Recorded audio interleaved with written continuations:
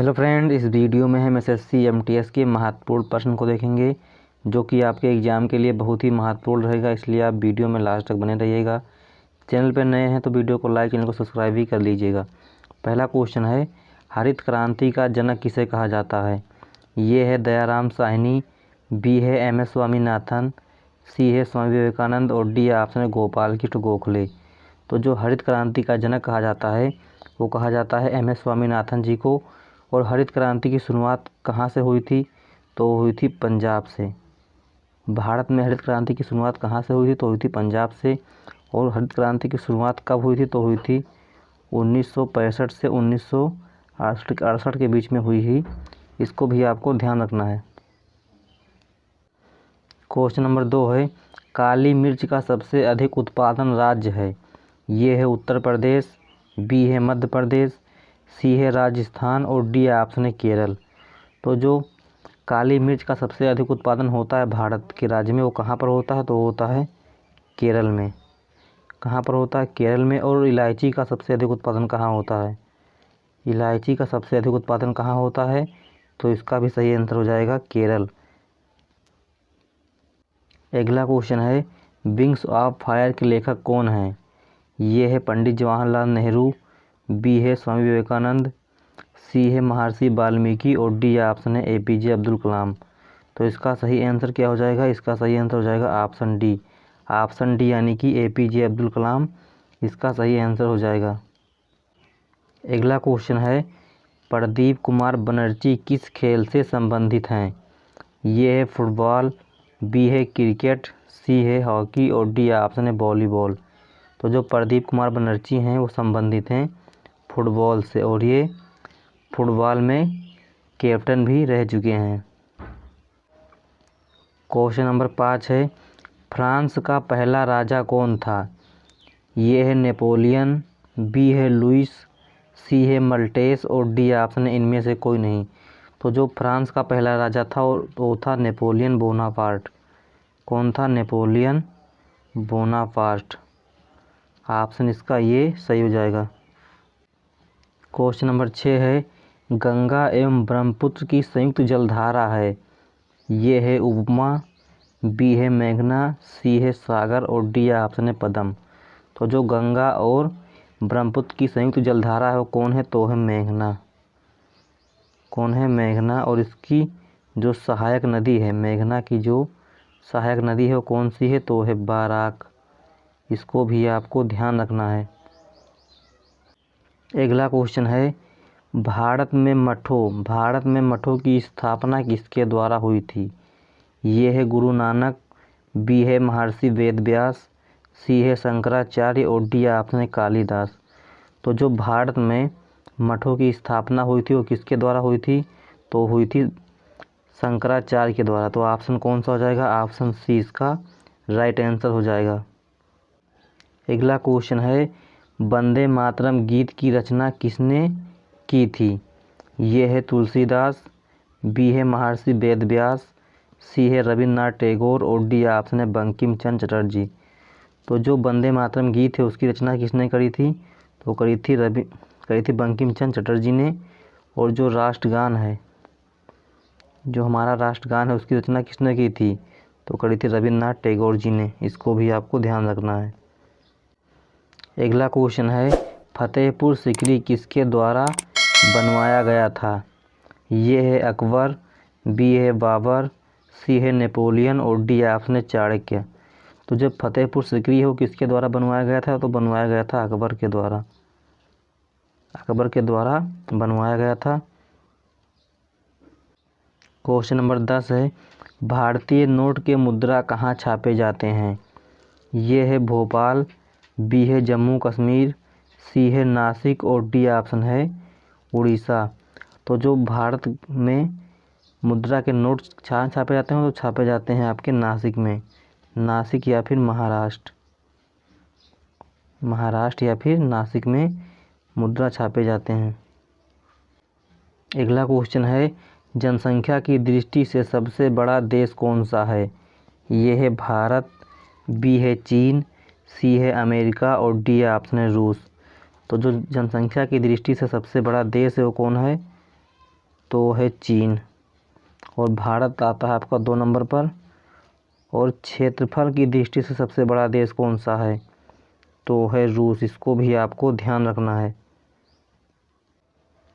अगला क्वेश्चन है, यूनेस्को का मुख्यालय कहाँ स्थित है। हेडक्वार्टर जो है यूनेस्को का कहाँ पर है। ये है जिनेवा, बी है चीन, सी है पेरिस और डी ऑप्शन है रूस। तो जो यूनेस्को है उसका मुख्यालय वो कहाँ पर है, तो वो है पेरिस। पेरिस यानी कि फ्रांस में है। और इसकी स्थापना कब हुई थी, तो इसकी स्थापना हुई थी 1945 में। इसकी स्थापना कब हुई थी, तो हुई थी 1945 में। अगला क्वेश्चन है, जापान की राजधानी कहाँ है। ये है इस्लामाबाद, बी है ढाका, सी है टोक्यो और डी ऑप्शन है बीजिंग।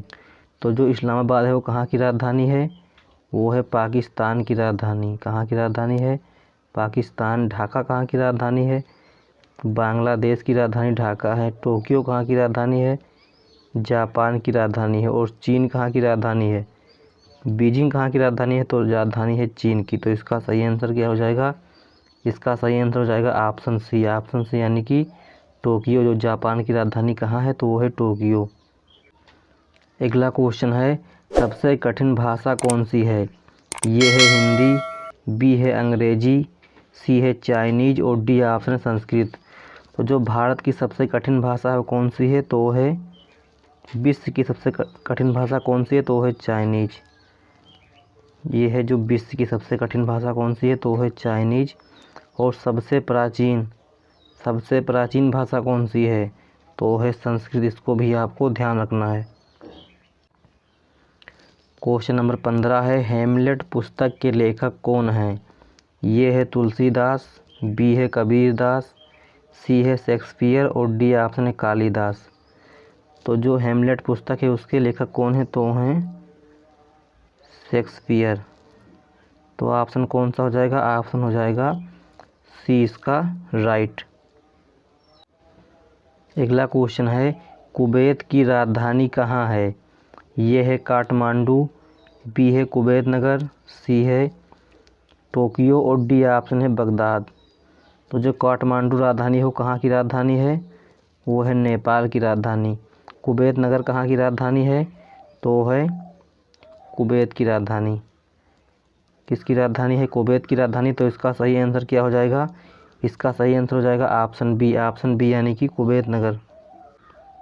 अगला क्वेश्चन है, नोबेल पुरस्कार प्राप्त करने वाले प्रथम भारतीय कौन थे। ये है रविन्द्रनाथ टैगोर, बी है स्वामी विवेकानंद, सी है सुभाष चंद्र बोस और डी ऑप्शन है महात्मा गांधी। तो जो भारत के प्रथम नोबेल पुरस्कार विजेता थे वो कौन थे, तो वो थे रविन्द्रनाथ टैगोर जी। और राष्ट्रगान, जो हमारा राष्ट्रगान है उसके रचयिता कौन थे, तो वो थे रविन्द्रनाथ टैगोर जी। धर्म के संस्थापक कौन थे। ये है आत्माराम दुबे, बी है स्वामी विवेकानंद, सी है सुभाष चंद्र बोस और डी ऑप्शन है महावीर स्वामी। तो जो जैन धर्म है उसके संस्थापक कौन थे, तो वो थे महावीर स्वामी। कौन थे, महावीर स्वामी जी थे। तो ऑप्शन कौन सा हो जाएगा, ऑप्शन इसका डी राइट हो जाएगा।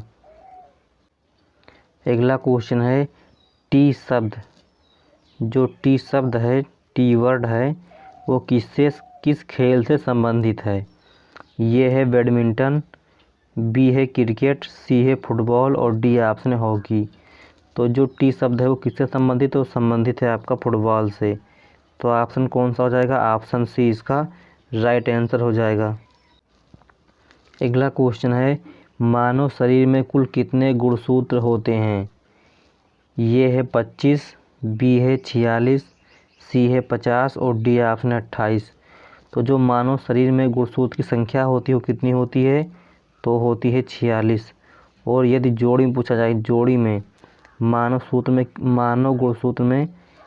शरीर में कुल कितने जोड़ी गुणसूत्र होते हैं, कितने जोड़ी गुणसूत्र होते हैं, अगर पूछा जाए तो हो जाएगा 23। इसको भी आपको ध्यान रखना है। अगला क्वेश्चन है, निम्न में से सबसे भिन्न है। ये है सोना, बी है चांदी, सी है पारा और डी ऑप्शन है तांबा। तो जो सबसे भिन्न है वो कौन है, तो वो है पारा। पारा क्यों भिन्न है? सोना जो होता है आपका धातु है, चांदी है जो धातु है, पारा है जो धातु है, तांबा है जो धातु है। लेकिन जो ये सब हैं वो क्या हैं, वो सॉलिड होते हैं, सॉलिड होते हैं। लेकिन जो ये होता है पारा आपका, वो होता है लिक्विड फॉर्म में होता है, इसलिए सबसे भिन्न हो जाएगा आपका पारा। तो ऑप्शन कौन सा हो जाएगा? ऑप्शन सी इसका सही आंसर हो जाएगा। आप लोग वीडियो को शेयर कर दीजिएगा और चैनल पर नए सब्सक्राइब कर लीजिएगा। मिलते हैं अगले वीडियो में, तब तक के लिए जय हिंद।